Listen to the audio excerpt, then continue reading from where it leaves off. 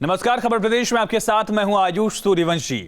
UP में mafia और gangster पर कसता शिकंजा, बड़ी खबर इसी से जुड़ी हुई। गाजीपुर में माफिया मुख्तार की संपत्ति कुर्क हुई है।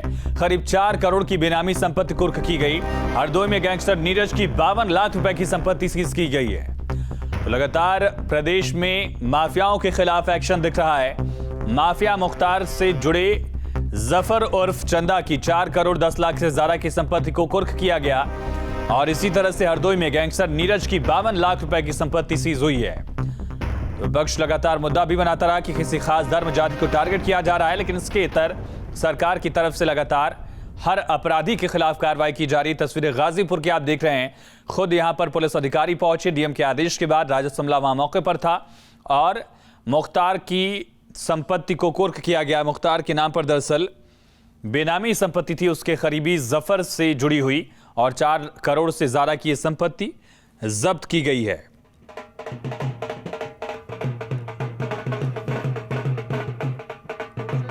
तो माफिया की सल्तनत पर बुलडोजर वार लगातार जारी है। संपत्ति को कुर्क किया गया। तस्वीरें आप देख रहे हैं। एक बड़ा इलाका है जो इस जफर के नाम पर था।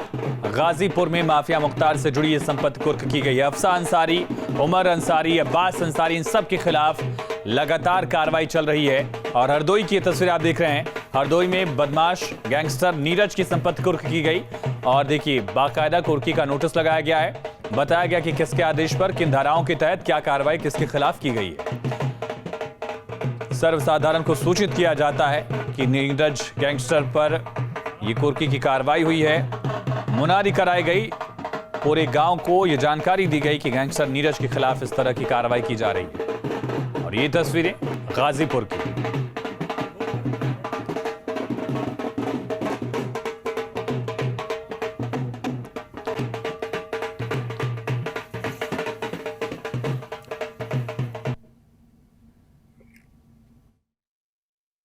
एक गैंगस्टर एक्ट में अब तक पिछले 2 महीने में 43 करोड़ रुपए की प्रॉपर्टी मुख्तार अंसारी गैंग की जब्त की जा चुकी है। आज की जो प्रॉपर्टी है दर्जी टोला मोहम्मदाबाद में, जो कि मुख्तार अंसारी ने अपने सहयोगी जफर उर्फ चंदा के नाम पे रखी हुई थी, जिसके खिलाफ बाराबंकी में एक गैंगस्टर का मुकदमा भी चल रहा है। 1 दर्जन से ज़्यादा मुकदमे इस व्यक्ति के ऊपर दर्ज है। क्लोज एड जो है ये रहा है मुख्तार अंसारी का। इसी के नाम पे ये प्रॉपर्टी, लैंड प्रॉपर्टी जो है वो रखी गई है। 0.22 हेक्टेयर की ये प्रॉपर्टी है, जिसकी मार्केट वैल्यू लगभग 4 करोड़ से ज़्यादा बताई जा रही है। इस तरीके से अब तक लगभग 48 CR की प्रॉपर्टी इस व्यक्ति की जो है वो जब्त की जा रही है। तो गाजीपुर में बड़ी कार्रवाई की गई और इसी से जुड़ी एक बड़ी खबर है। कानून व्यवस्था में योगी मॉडल की धमक लगातार दिख रही है। एनसीआरबी रिपोर्ट के मुताबिक दंगा मुक्त हो चुका है उत्तर प्रदेश। 2021 में सांप्रदायिक हिंसा का सिर्फ एक मामला सामने आया और लगातार इस बात की तस्दीक भी हो रही है। उत्तर प्रदेश जहां दंगों के लिए विख्यात था, कुख्यात था, मथुरा के दंगों से लेकर मुजफ्फरनगर तक के दंगे, आजमगढ़ से लेकर गोरखपुर तक में सांप्रदायिक हिंसा हुआ करती थी, लेकिन वो तस्वीर बदली है। कोसी कला का, मीरापुर का ये जो एक बदनाम इलाका हुआ करता था दंगों के लिए, उन इलाकों में भी अब शांति है। एनसीआरबी रिपोर्ट के मुताबिक 2021 में सांप्रदायिक हिंसा का सिर्फ एक मामला आया।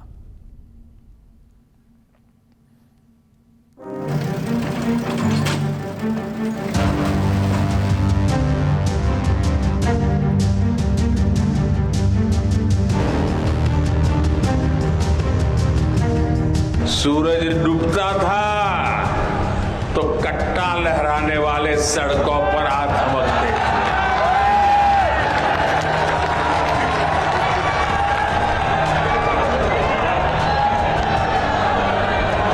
ये कट्टा गया कि नहीं गया? ये कट्टा जाना चाहिए था कि नहीं जाना चाहिए था? संविधान से चलता है।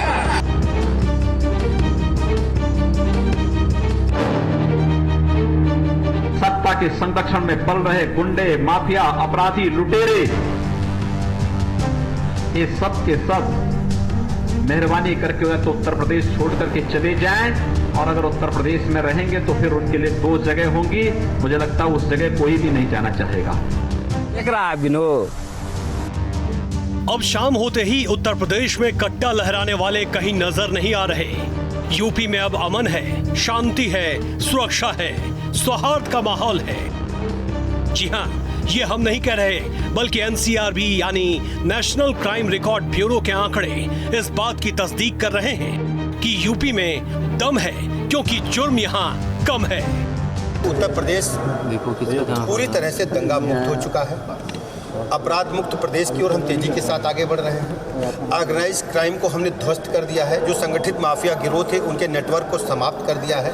आपसी वैमनस्यता के कारण जो घटनाएं होती हैं उनमें सब में हम कड़ी कार्रवाई करते हैं। जब से हमारी सरकार बनी है तब से उत्तर प्रदेश दंगा मुक्त प्रदेश है, अपराध पर नियंत्रण हुआ है और इसे आंकड़े में जो आया है उसका स्वागत करते हैं कि वो इमारत गिर गई। जो भ्रष्टाचार करने वाले या भ्रष्टाचार करने वालों का संरक्षण करने वाले लोग होते हैं उनको इस प्रकार से परेशानी होगी।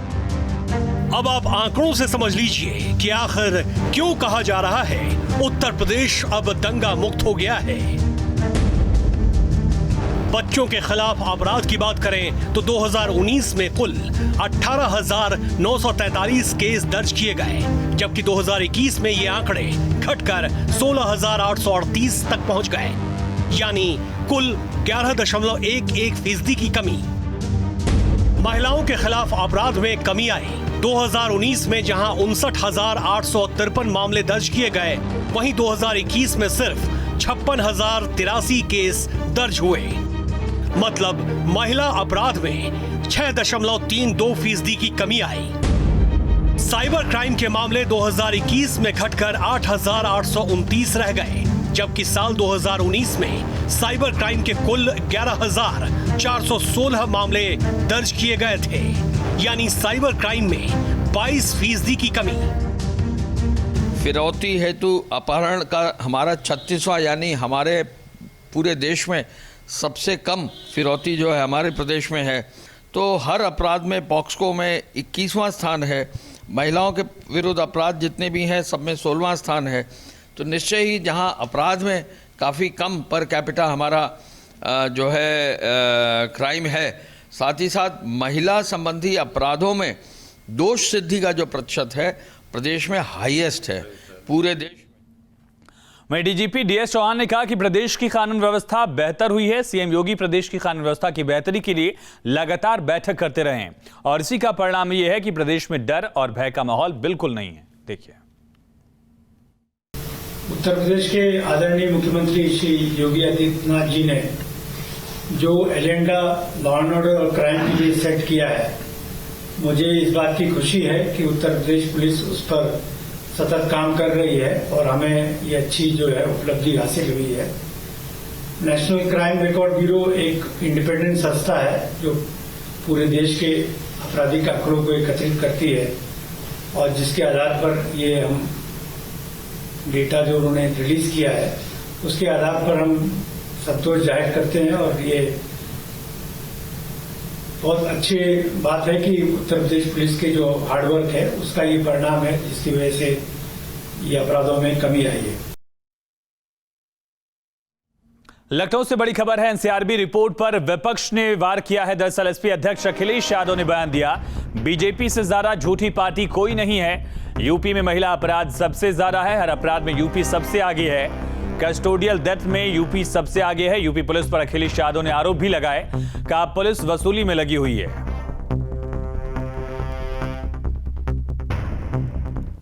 क्या भारतीय जनता पार्टी से झूठी पार्टी कोई नहीं है? अगर कैबिनेट स्तर पे ये बात झूठ बोली जाए तो इसका मतलब अखबार झूठे हैं जो आज हम लोगों ने पढ़े। आज अखबार में जो छपा है वो यही छपा है कि पूरे देश में सबसे ज्यादा महिलाओं के खिलाफ अपराध अगर कहीं बढ़े हैं तो वो उत्तर प्रदेश है।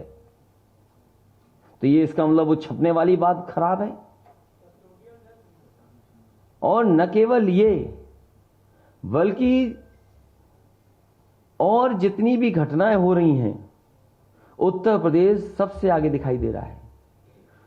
कस्टोडियल डेथ में आप सबसे नंबर 1 हैं। कोई दिन नहीं बचता हफ्ते 10 दिन में जहां पर एक सूचना नहीं मिल जाती कि थाने में पीटने की वजह से या थाने की पुलिस की लापरवाही की वजह से किसी की जान चली गई हो। इतना पुलिस को बदनाम करने का काम अगर किसी ने किया है तो ये भारतीय जनता पार्टी की सरकार उत्तर प्रदेश की।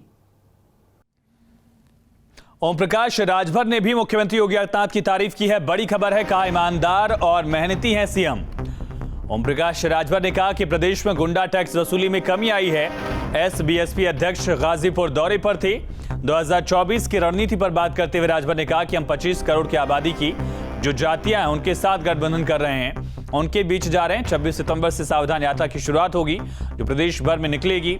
4 टीमें बनाई गई हैं। राजभर ने गुंडा टैक्स को लेकर बीजेपी की नीतियों का बखान किया और कहा कि गुंडा टैक्स वसूली में भी प्रदेश में कमी आई है योगी आदित्यनाथ सरकार के राज में।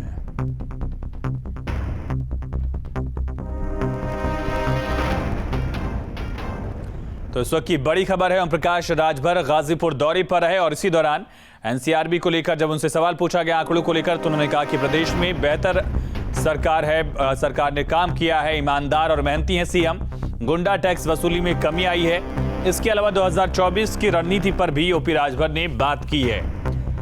बड़ी और अहम खबर है, ओपी राजभर अखिलेश यादव के साथ उन्होंने चुनाव लड़ा 2022 के विधानसभा का, लेकिन अब दूरियां ज्यादा बढ़ चुकी हैं।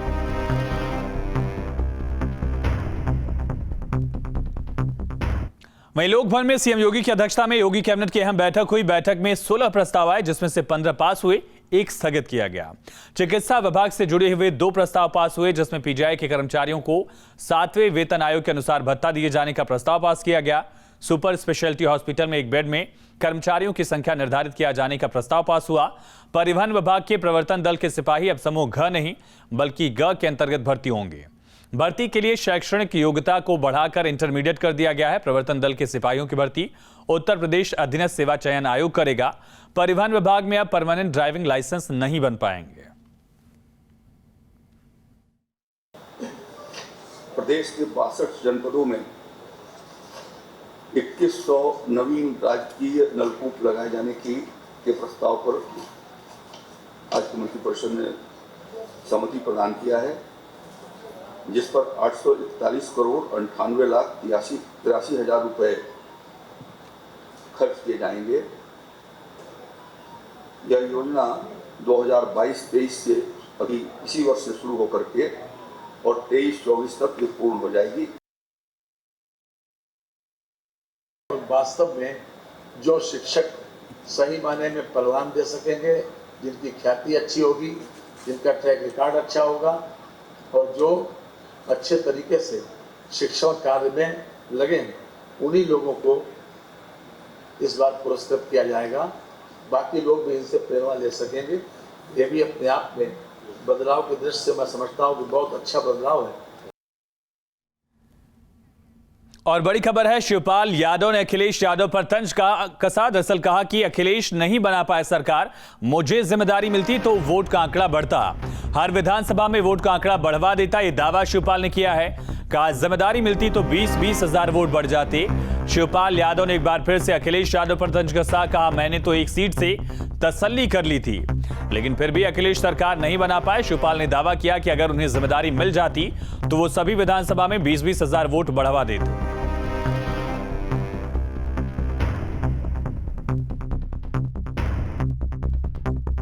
अगर सरकार होती तो हम लोगों को क्यों ये दिन देखना पड़ता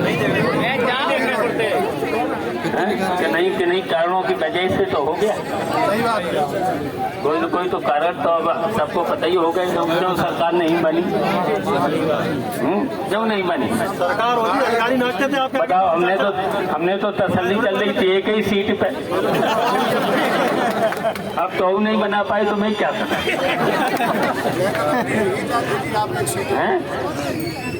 दी नहीं, मैं क्या करता, मैंने तो मांगी